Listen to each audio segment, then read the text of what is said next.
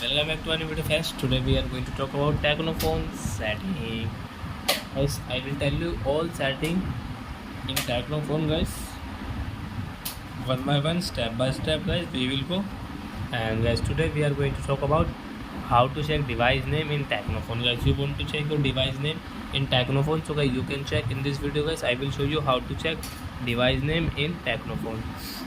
So before starting video friends, I want to tell you, if you're new in my channel and you are watching my video first time, so first of all go and subscribe my channel, click the bell icon and like my videos. So now let's start video. First of all, open your phone setting.